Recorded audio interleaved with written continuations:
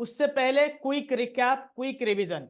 Why we need credit management, profitability, prosperity, risk mitigation and NPA resolution, ये main agenda है। और section 5B में banking का जो मेन काम है, बैंकिंग जिसके लिए बना हुआ है वो डिफाइन है, BR act 1949 section 5B, taking deposit from public and lending for profitability. ठीक है, लोगों से पैसा डिपॉजिट के फॉर्म में लाना और फिर लोन या इन्वेस्टमेंट करके उस पैसे से मुनाफा कमाना, यह है बैंकिंग रेगुलेशन का, बैंकिंग रेगुलेशन एक्ट 5B का लिखा हुआ डेफिनेशन ऑफ बैंकिंग। आपको इंटरव्यू में भी पूछा जा सकता है। आपको पता है क्रेडिट क्यों इंपॉर्टेंट है, और बेसिक प्रिंसिपल्स ऑफ लेंडिंग में 3 चीजें आता है, सेफ्टी, लिक्विडिटी, प्रॉफिटेबिलिटी। सेफ्टी मतलब आपका पैसा, पब्लिक का पैसा बोरोवर के हाथ में सही सेफ है कि नहीं, मतलब कस्टमर डिफॉल्ट तो नहीं करेगा सही टाइम पे, मतलब पैसा वापस तो करेगा कि नहीं, नहीं करेगा तब आप डिपॉजिटर को मुंह दिखाने के लायक नहीं रहेंगे। जो परिस्थिति होगा उसको क्या कहेंगे, रन ऑन बैंक। 2022 पीएनबी में पूछा गया था what is called run on bank. जो लोग अटेंड किए थे उन लोगों को पता होगा what is called run on bank. जब डिपॉजिटर का कॉन्फिडेंस सेकंड हो जाएगा, when depositors will feel no more confident on your bank, they will rush to withdraw their deposit from the bank. ठीक है, और बैंक के पास इतना लिक्विडिटी अचानक नहीं होगा, क्योंकि बैंक ने तो वो पैसा इन्वेस्ट कर दिया होगा या फिर लोन दे दिया होगा, तो वो बैंक डूब जाएगा। उसको कहते हैं run on bank. ICICI bank में हुआ था 2008 में, और अभी पीएमसी बैंक में हुआ। ठीक है, तो जो जिस बैंक के ऊपर डिपॉजिटर का कॉन्फिडेंस कम हो जाता है उसमें रन ऑन बैंक हो जाता है। Got my point? So safety is important, जिसको पैसा दे रहे हो वो वापस करेगा कि नहीं। ठीक है, वापस करेगा, पता है इंटेंशन सही है, लिक्विडिटी है कि नहीं, मतलब 5 तारीख को ईएमआई ड्यू है, 5 तारीख को देगा कि नहीं, नहीं देगा तो एएलएम मिसमैच होगा। The mismatch will be called asset liability mismatch. तो लिक्विडिटी मेजर है, क्योंकि हर एक बिजनेस में वर्किंग कैपिटल बहुत ही नेसेसरी है। ठीक है, and present value of money भी काम में आता है। 1 लाख रुपए अगर मैं आपको 50 साल के बाद दूं, 10 साल के बाद दूं, शायद आपका कोई काम में ना आए। अभी आपको 1 लाख दे दूं, आप एक छोटा सा कंपनी खोलेंगे, स्टार्टअप खोलेंगे, हो सकता है आगे जाके वो 1 लाख वाला कंपनी $1 बिलियन का यूनिकॉर्न बन जाए।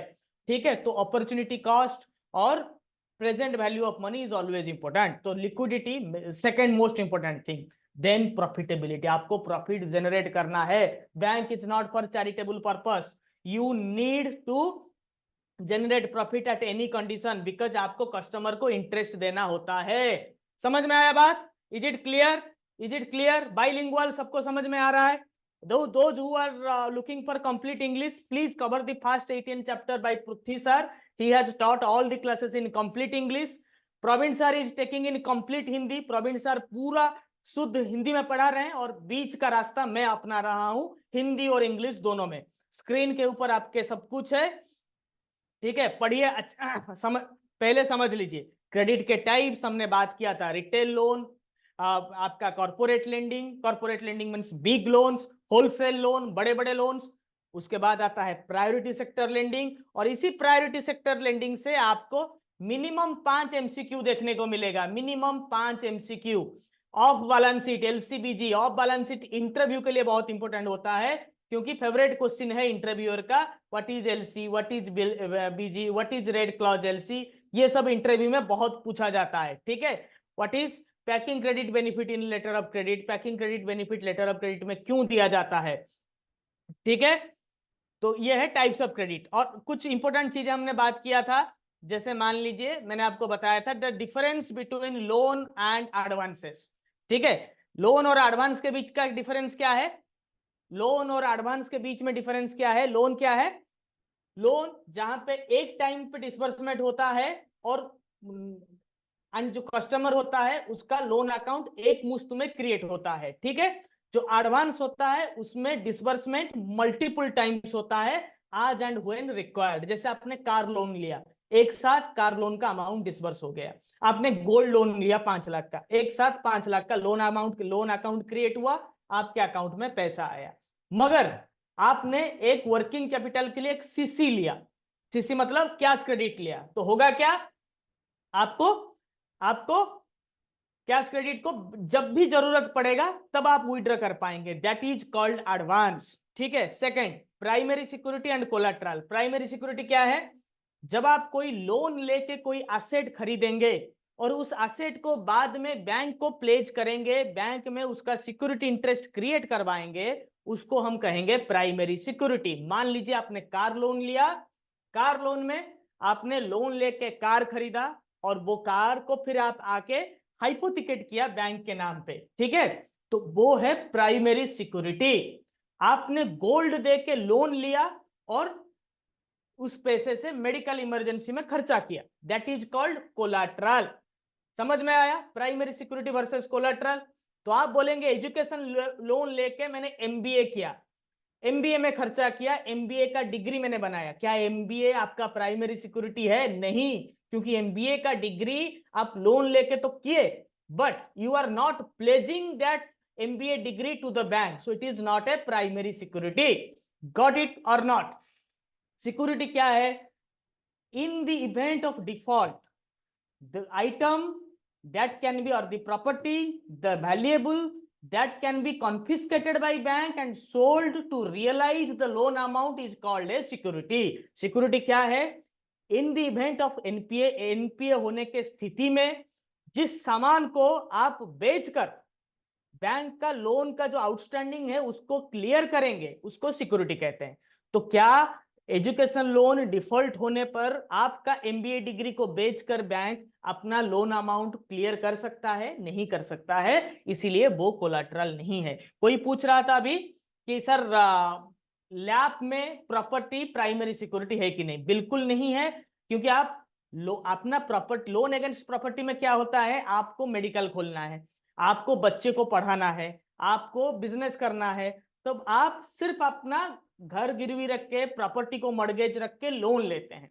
उस लोन से क्या करते हैं? उससे बैंक कोई इत्तेफाक नहीं रखता। हाँ, एंड यूज तो चेक करेगा ही करेगा, जैसे मैंने लास्ट सेशन में बोला था, एंड यूज चेक तो करेगा, बट आपका अगर आपने लेके मेडिकल इमरजेंसी दिया के लिए खर्चा किया, बच्चे की एजुकेशन के लिए खर्चा किया, अपना शादी किया, अपने बेटी का शादी किया, तो बैंक उससे कुछ नहीं पूछेगा आपको, ठीक है? तो वो प्रॉपर्टी आपका प्राइमरी सिक्योरिटी नहीं है, वो प्रॉपर्टी आपका कोलाट्रल है। समझ में आई बात? मैं खुद को करता हूं गायब और आपके लिए लेके आता हूं हमारा सेकेंड चैप्टर, ठीक है? सेकेंड चैप्टर में आपके स्क्रीन के ऊपर लेके आता हूं। ये था पहली चैप्टर की एक झलकी, रिकैप, क्विक रिकैप, क्योंकि कुछ लोग नए जुड़े थे तो मुझे लगा कि नहीं, सबका ध्यान रखा जाए। तो अभी हम पढ़ेंगे सेकेंड चैप्टर, क्रेडिट पॉलिसी। ये जो बुक्स हैं, पॉपुलर बुक्स हैं, उनके ऊपर बना हुआ है, विथ नॉलेजिस्ट के एडिशनल कंटेंट हमने उसमें ऐड किया हुआ है, विथ एमसीक्यू, ताकि आपको इजीली समझ में आ जाए, ठीक है? ये 18th चैप्टर के बाद आपको एडिशनल कंटेंट जैसे पीएसएल हो, एनआई एक्ट हो, बहुत कुछ पढ़ाया जाएगा, बट मैं चैप्टर वाइज पहले चलता हूं ताकि आपको चीजें धीरे धीरे समझ में आए, ठीक है? What is credit policy? Credit policy क्या है? बैंक ने डिसाइड किया है कि बैंक लोन देगा, तो कुछ तो पॉलिसी, कुछ तो नियम होगा ना, बहुत स्ट्रिंजेंट नियम होता है। आपको पता है banking in India is a highly regulated business. क्या है? पूरे दुनिया में बैंकिंग हाईली रेगुलेटेड है, बट इंडिया में, स्पेशली इंडिया में बहुत ज्यादा रेगुलेटेड है। नतीजा आपने देखा, आपका क्या नाम है, Paytm bank, Paytm payments bank डूब गया, थोड़ा सा default deviation AML KYC norm में और जो चाइनीज इन्वेस्टर के नॉर्म में, इन्वेस्टमेंट के नॉर्म में, तो पूरा बैंक को बैन कर दिया। They killed the Paytm bank, the entire ecosystem of Paytm's digital push, उसको पूरा बंद कर दिया, ठीक है? क्लियर? तो पॉइंट ऑफ डिस्कशन क्या बात करेंगे हम? Credit policy overview, objective of a credit policy, policy components, importance and success matrix. Credit, आपको तो इंट्रोडक्शन क्लास में मैंने बताया था क्रेडिट क्यों इंपॉर्टेंट है। Employment generation, prosperity, GDP growth, ये सबके लिए इंपॉर्टेंट है, मगर एक खराब क्रेडिट पॉलिसी बैंक को पूरा डुबा सकता है। एक बड़ा कॉर्पोरेट लोन डिफॉल्ट होगा, पूरा बैंक डूब जाएगा, ठीक है? जैसे PMC, Punjab Maharashtra cooperative bank में हुआ, ठीक है? तो बैंक को अपना क्रेडिट पॉलिसी या फिर लोन पॉलिसी दुरुस्त करना पड़ेगा। Goal, ensure excellence in customer service, stake holder satisfaction and employment containment. नया नियम क्या है क्रेडिट पॉलिसी में? आपने देखा यहाँ पे लिखा है एक्सेलेंस इन customer service. Recent RBI guidelines क्या है इस संदर्भ में? एक आरबीआई ने, जो आरबीआई का मॉनिटरी पॉलिसी 8 फरवरी को लॉन्च हुआ था, शक्तिकांत दास जी ने लॉन्च किया था, उसमें उन्होंने कुछ बातें कही थी। क्या आपको याद है? Customer excellence in loan product, specially customer excellence in credit के बारे में शक्तिकांत दास जी ने, गवर्नर जी ने कुछ बोला था। क्यों इंपॉर्टेंट है कस्टमर सर्विस इन लोन? क्योंकि जब तक कस्टमर को अपना राइट, अपना लोन का इंटरेस्ट रेट, हिडन रेट्स पता नहीं होगा, तब तक वो इंटरेस्ट सर्विसिंग सही से सही टाइम पे नहीं कर पाएगा। उसको एक एक्सक्यूज मिल जाएगा लोन को डिफॉल्ट करने का। ठीक है, तो ये डिफॉल्ट ना हो, इसीलिए शक्तिकांत दास जी ने बोला कि हर एक लोन प्रपोजल में KFS मैंडेटरी है। What is KFS? ये आरबीआई सर्कुलर सारा इंपॉर्टेंट नहीं है, जो नए हैं, सॉरी, जो क्रेडिट रिलेटेड है वो इंपॉर्टेंट है। लोन का टर्म एंड कंडीशन शीट बहुत बड़ा होता है, छोटे छोटे अक्षरों में लिखा जाता है कस्टमर को गुमराह करने के लिए। ठीक है, और उसको पेनल इंटरेस्ट लगता है, इंटरेस्ट ड्यू हो जाता है तो इंटरेस्ट के ऊपर इंटरेस्ट चार्ज होता है।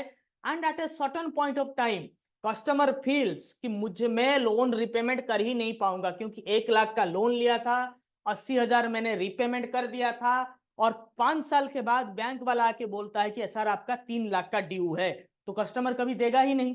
ठीक है, 20,000 बच गया था और आप बोल रहे हैं कि सर 3 लाख दीजिए, बैंक वाला भी बोलता है कि सर मैं कुछ कर नहीं सकता, क्योंकि इंटरेस्ट के ऊपर इंटरेस्ट लगा, पेनल इंटरेस्ट के ऊपर पेनल इंटरेस्ट लगा, चेक बाउंस चार्जेस लगे। सो की फैक्ट स्टेटमेंट में बड़े बड़े अक्षरों में जितने भी रेट ऑफ इंटरेस्ट हैं, rate of interest, rate of return, internal rate of, effective rate of return, फिर उसके बाद आपके प्रोसेसिंग फी, अगर लोन प्रोटेक्टर यानी कि इंश्योरेंस आप लगा रहे हैं उसके चार्जेस, पेनल चार्जेस, क्या क्या होगा, बड़े बड़े अक्षरों में लिखना होगा।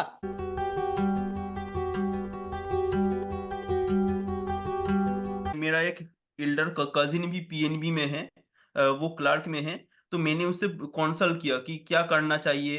तो उसने कहा कि आप आंख बंद करके इनका कंटेंट ले लीजिए, क्योंकि इनका कंटेंट आपको not only for a clearing exam, आपको जब जब आप ज्वाइनिंग भी करेंगे आपको तब तक ये, मतलब लाइफ टाइम जब तक आप रहेंगे इनका कंटेंट इतना हाई लेवल है, आपको हमेशा यही काम आएगा। तो तब तब मैंने किया।